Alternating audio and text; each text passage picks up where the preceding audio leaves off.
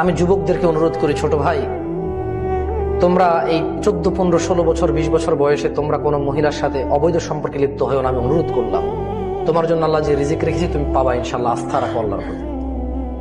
আমি যুবতী আমার বোনদেরকে বলতে চাই, বোন, তুমি এই ছেলেদের সাথে তোমার চরিত্র নষ্ট করিও না। তুমি সন্তুষ্ট থাকো। আলহামদুলিল্লাহ, এই দেশের মাটিতে এখনো মানুষ এইটা মনে করে না যে মেয়ের বয়স 30 বছর হলে বিয়ে দেবো, ম্যাচুর হইতে হবে।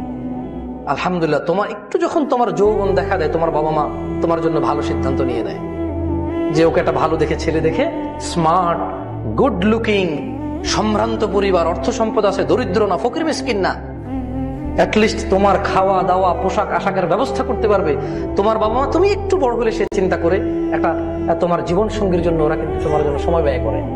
এটা তোমার নিয়ামত। পৃথিবীর অনেক দেশেই তাদের মেয়েদের নিয়ে এভাবে চিন্তা করে না। আলহামদুলিল্লাহ, বাংলাদেশে তোমার জন্ম, এই দেশে তোমার জন্ম হতে তোমার জন্য এটা অনেক বড় নিয়ামত যে তোমার পিতামাতা তুমি একটু বড় হলেই তোমার জন্য জীবন সঙ্গীর একটা উত্তম ব্যবস্থার পরিকল্পনা করে। তারপর নিজ নিজ ক্ষমতা, নিজ নিজ চয়েস অনুযায়ী তারা চেষ্টা করে তোমার জন্য ভালো একটা ব্যবস্থা করতে। তুমি তোমার পিতামাতার প্রতি কৃতজ্ঞ থাকো। বোন, তুমি অবৈধ সম্পর্কে আসিও না। আকুলু কওলি হাযা ওয়াস্তাগফিরুল্লাহ লি ওয়া লিসাইরিল মুসলিমিনা ওয়াল মুমিনিন ফাস্তাগফিরুহু ইন্নাহু হুয়াল গফুরুর রহিম। সবাই ইস্তিগফার করেন।